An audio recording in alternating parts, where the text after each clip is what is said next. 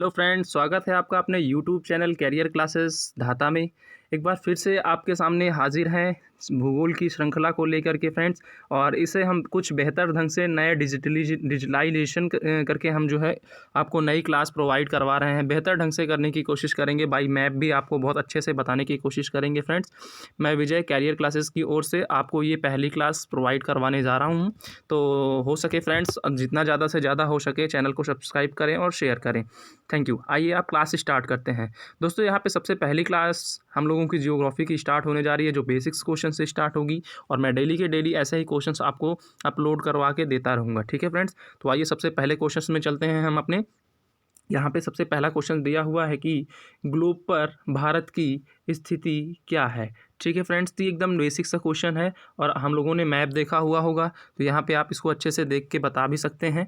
तो इसका right answer क्या होगा फ्रेंड्स, यहाँ पे ग्लोब पर भारत की स्थिति क्या होगी। ऑप्शन नंबर ए दक्षिणी गोलार्ध, ऑप्शन बी उत्तरी गोलार्ध, ऑप्शन सी उत्तर पूर्वी गोलार्ध, और इसमें एक और ऑप्शन दिया है नन ऑफ दीज। तो फ्रेंड्स, इसका राइट आंसर जो हो जाएगा दिस इज़ उत्तर पूर्वी गोलार्ध। फ्रेंड्स, यहाँ पे थोड़ा सा मैप में आके हम लोग देखते हैं। यहाँ पे तो ये आपके सामने एक मैप लगा हुआ है, तो यहाँ पे आप देखेंगे फ्रेंड्स, अपना जो इंडिया है वो कुछ इस लोकेशन पे पड़ता है फ्रेंड्स। ठीक है फ्रेंड्स, मैं आपको कुछ इस तरह से यहाँ पे भी बना के दिखा सकता हूँ कि मान लीजिए ये इस तरह से आपका ये ग्लोब है। एक मिनट, ये आपका इस टाइप से मान लीजिए आपका क्या है, ये ग्लोब है, और इस पे इस तरह से ये नॉर्थ और सी इस प्रकार से क्रॉस में है। ठीक है फ्रेंड्स, ये आपका 0 डिग्री है। ठीक है फ्रेंड्स, यहीं से इस तरह से आपका निकलता है एक लाइन 23.5 डिग्री, जिसको आप लोग क्या बोलते हैं, कर्क रेखा बोलते हैं। क्या बोलते हैं फ्रेंड्स, कर्क रेखा बोलते हैं। और कर्क रेखा फ्रेंड्स जो है वो 23.5 डिग्री उत्तरी गोलार्ध पे है, नॉर्थ पे है। ठीक है फ्रेंड्स, 23.5 डिग्री उत्तरी गोलार्ध पे है। तो इसका राइट आंसर फ्रेंड्स क्या हो जाएगा, उत्तर पूर्वी गोलार्ध हो जाएगा। ठीक है फ्रेंड्स, इस तरह से मान लीजिए आपका ये है, तो ये मान लीजिए ये इस तरह से है पूरा पूरा। तो भारत कुछ इस तरह से है यहाँ पे। ठीक है फ्रेंड्स, इस तरह से इस गोलार्ध पे है। तो आप यहाँ पे देखेंगे ये क्या है, नॉर्थ है, और ये क्या है आपका ईस्ट है।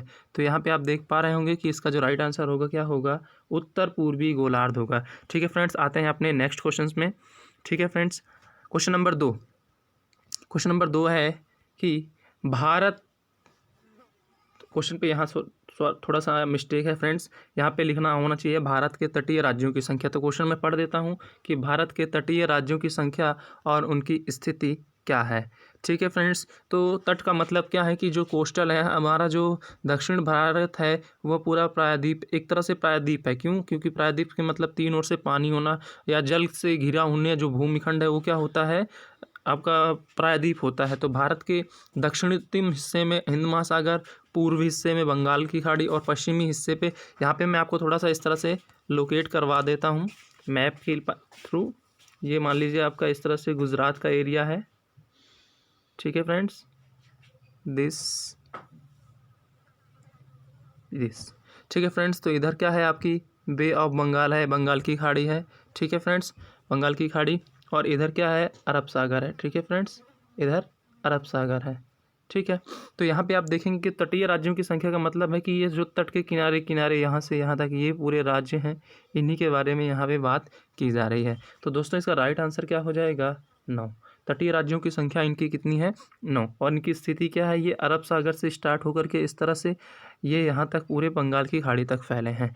ठीक है, तो अगर बात करें दोस्तों इधर कि पश्चिमी तट पर कितने हैं, तो यहाँ पे पश्चिमी तट पर टोटल 5 हैं और पूर्वी तट पर 4 हैं। ठीक है फ्रेंड्स, पश्चिमी तट पर 5 और पूर्वी तट पर 4 हैं। ठीक है फ्रेंड्स, यहाँ पे आप इनका मैं यहाँ पे आप मैप में दिखा सकता हूँ। तो यहाँ पे देखेंगे सबसे पहले नंबर पे यहाँ का आपका तटीय राज्य क्या हो जाएगा, फर्स्ट नंबर पे गुजरात। ठीक है फ्रेंड्स, गुजरात यह फर्स्ट नंबर हो जाएगा। सेकंड नंबर यहाँ पे महाराष्ट्र हो जाएगा। थर्ड नंबर पे आप देखेंगे भारत का क्षेत्रफल की दृष्टि से सबसे छोटा राज्य गोवा, और चौथे नंबर पे हो जाएगा कर्नाटक, और 5वें नंबर पे हो जाएगा केरल। 6वें नंबर पे यहाँ पे तमिलनाडु, 7वें पे आंध्र प्रदेश, 8वें पे उड़ीसा, और 9वें नंबर पे क्या हो जाएगा फ्रेंड्स, पश्चिम बंगाल। तो इस तरह से ये पूरे जो है भारत के तटीय राज्यों की स्थिति है। ठीक है दोस्तों, यहाँ से कुछ और अलग फैक्ट्स बात करें कि क्या हो सकते हैं, तो अलग फैक्ट्स की बात करें कि यहाँ पे पूछा जा सकता है कि भारत का सबसे ज़्यादा तटीय सीमा वाला राज्य कौन सा है? तो आंसर यहाँ पे सबसे क्या हो जाएगा फ्रेंड्स, गुजरात सबसे लंबी तटीय सीमा वाला राज्य है। ठीक है फ्रेंड्स। उसके बाद सेकंड नंबर पे कौन सा हो जाएगा? आंध्र प्रदेश। फिर उसके बाद में आ जाएगा आपका महाराष्ट्र। इस तरह से 21 सीक्वेंस भी बन सकते हैं क्वेश्चंस में लगाने के लिए। ओके फ्रेंड्स, तो आई होप ये क्वेश्चंस आपको समझ में आ गए होंगे। नेक्स्ट बढ़ते हैं अपने अलग क्वेश्चन पे। नेक्स्ट क्वेश्चन ये दिया है फ्रेंड्स आपका कि भारत का सबसे ऊंचाई पर स्थित नेशनल पार्क क्या है? कौन सा है? किस राज्य में स्थित है यह? ठीक है फ्रेंड्स, तो आप आशा करता हूँ ये क्वेश्चन आप समझ गए होंगे। तो इस क्वेश्चन को हम लोग पढ़ते हैं आगे। भारत का सबसे ऊंचाई पर स्थित नेशनल पार्क किस राज्य में स्थित है? तो फ्रेंड्स इसका राइट आंसर जो हो जाएगा वो क्या हो जाएगा? अरुणाचल प्रदेश। अरुणाचल प्रदेश में उस नेशनल पार्क का नाम क्या है? उस नेशनल पार्क का नाम क्या है? तो नेशनल पार्क का नाम है नामदफा बाघ अभ्यारण्य। नामदफा बाघ अभ्यारण्य। ठीक है फ्रेंड्स, तो ये किस प्रदेश में है? अरुणाचल प्रदेश में है। अरुणाचल प्रदेश की राजधानी ईटानगर है। ठीक है फ्रेंड्स, ये हमारे पूर्वोत्तर राज्य का एक हिस्सा है। ठीक है, आते हैं अपने नेक्स्ट क्वेश्चंस में। उत्तर प्रदेश कितने राज्यों के साथ सीमा बनाता है? फ्रेंड्स ये बहुत इंपॉर्टेंट क्वेश्चन है। ये थोड़ा सा सीमाओं से बहुत ज़्यादा क्वेश्चंस बनते हैं आपके। तो उत्तर प्रदेश में क्वेश्चन है कि उत्तर प्रदेश कितने राज्यों के साथ सीमा साझा बनाता है? तो इसका राइट आंसर क्या हो जाएगा दोस्तों? 8 हो जाएगा। यहाँ पे आपका क्वेश्चन बन सकता है, यहाँ पे आप मैप में देख सकते हैं, यहाँ पे यहाँ बीच में यहाँ पे उत्तर प्रदेश है। ठीक है फ्रेंड्स, यहाँ पे ये क्या है? उत्तर प्रदेश है। यहाँ पे थोड़ा जूम कर देते हैं तो आप यहाँ पे देख पा रहे होंगे गौर से कि किस राज्य के साथ में कितनी सीमा यहाँ पे उत्तर प्रदेश साझा करता है। ठीक है फ्रेंड्स, एक मिनट, सॉरी। ओके, देखेंगे यहाँ पे फ्रेंड्स, यहाँ पे देखेंगे सबसे पहले आप कि उत्तर प्रदेश यहाँ पे सबसे कम सीमा साझा करता है किसके साथ में? हिमाचल प्रदेश के साथ में। उत्तर प्रदेश का एकमात्र सबसे उत्तर का जो जिला है सहारनपुर, वही हिमाचल प्रदेश के साथ में सीमा साझा करता है। सेकंड नंबर यहाँ पे आप देखेंगे हरियाणा, थर्ड नंबर पे राजस्थान, फोर्थ है पूरा आपका मध्य प्रदेश, फिफ्थ नंबर पे है छत्तीसगढ़, छठवें नंबर पे है झारखंड, सातवां क्या है ये? बिहार, और एक ये 8वें नंबर पर आता है क्या? उत्तराखंड। और एक यूनियन टेरिटरी भी है जिससे उत्तर प्रदेश साझा करता है, दैट मीन्स दिल्ली। ठीक है फ्रेंड्स, कौन सा हो जाएगा? दिल्ली। ठीक है, तो इसका राइट आंसर हो जाएगा आपका फ्रेंड्स 8। कौन सा क्वेश्चन था? उत्तर प्रदेश कितने राज्यों के साथ सीमा बनाता है? तो राइट आंसर क्या हो जाएगा फ्रेंड्स यहाँ पे? 8 राज्यों के साथ। सबसे ज़्यादा किसके साथ बनाता है? तो आप आंसर क्या देंगे? MP। सबसे कम किसके साथ बनाता है? तो क्या बता देंगे आप आंसर? हिमाचल प्रदेश। ठीक है फ्रेंड्स, वही आई होप क्वेश्चन आपको समझ में आ रहे होंगे। नेक्स्ट क्वेश्चन है, यहाँ पे देखेंगे फ्रेंड्स कि भारत की कौन सी नदी है जो कर्क रेखा को 2 बार काटती है? जो कर्क रेखा को 2 बार काटती है। तो इसका राइट आंसर फ्रेंड्स क्या हो जाएगा? माही नदी। ठीक है फ्रेंड्स, माही नदी। थोड़ा मैप में देखते हैं हम इसे। यहाँ पे आप देख पा रहे होंगे, यहाँ पे ये मैप मैंने लगाया हुआ है और ये अच्छे से आप देख पा रहे होंगे। ठीक है फ्रेंड्स, तो यहाँ पे देखेंगे कुछ ऐसे गुजरी हुई है आपकी ये, यहाँ पे थोड़ा सा लाइन ठीक तरीके से नहीं खींच पा रही है, एक मिनट बस। ये आपकी मान लीजिए क्या है? कर्क रेखा है जो कि 23.5 डिग्री नॉर्थ उत्तरी गोलार्ध पे स्थित है। तो फ्रेंड्स आप यहाँ पे देख पा रहे होंगे कि ये इस तरह से निकलती है। ठीक है फ्रेंड्स, माही नदी ये इस तरह से इसका है, ये 2 बार कट करती है। ठीक है, और ये एक इधर मध्य प्रदेश के पास और इधर राजस्थान के पास में ये सीमा को काटती है उसे। ठीक है फ्रेंड्स, आते हैं अपने नेक्स्ट क्वेश्चन में।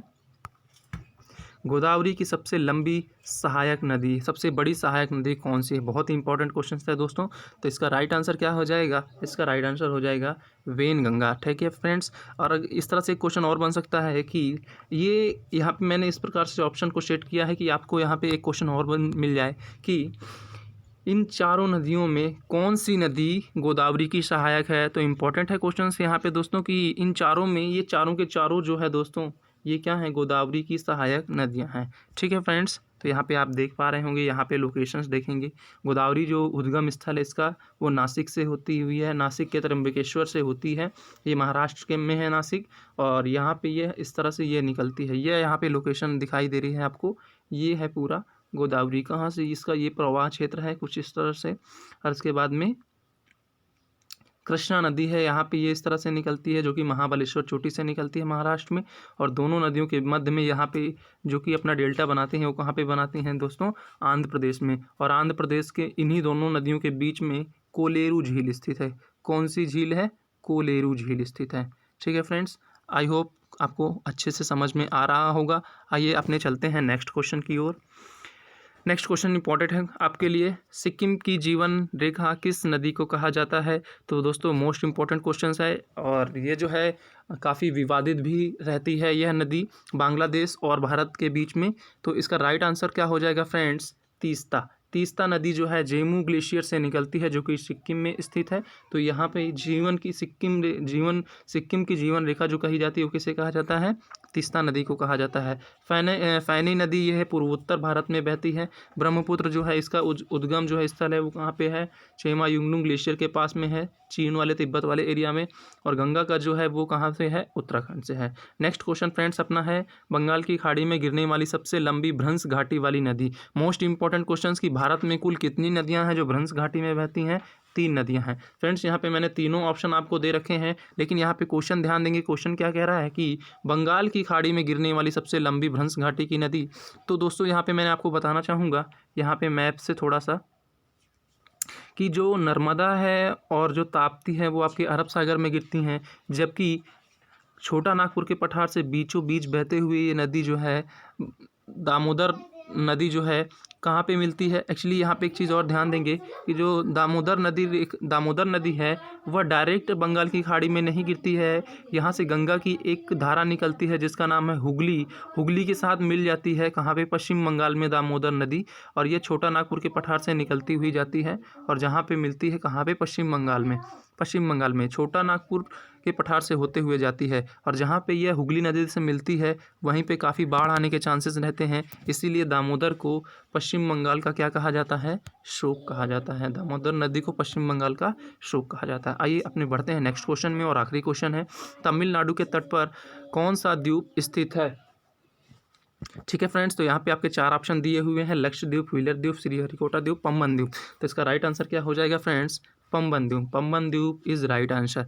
और अलग द्वीपों की बात कर लें, लक्षद्वीप क्या है? इस लक्षद्वीप एक प्रवाल मूंगा चट्टानों से निर्मित है। इसे हम किंग ऑफ आइलैंड भी कहते हैं। लक्षद्वीप को किंग ऑफ आइलैंड भी कहा जाता है। व्हीलर द्वीप ये उड़ीसा के तट पे है और जो कि महानदी के मुहाने पर स्थित है। इसका नया नाम जो है अब्दुल कलाम द्वीप रख दिया गया है। ठीक है फ्रेंड्स, नेक्स्ट है अगला द्वीप आपका श्रीहरिकोटा द्वीप। तमिलनाडु और आंध्र प्रदेश की सीमा पर स्थित है। अंतरिक्ष सतीश धवन अंतरिक्ष केंद्र जो है वो यहीं पर स्थित है। आइए यहाँ पे इसका राइट आंसर क्या हो जाएगा?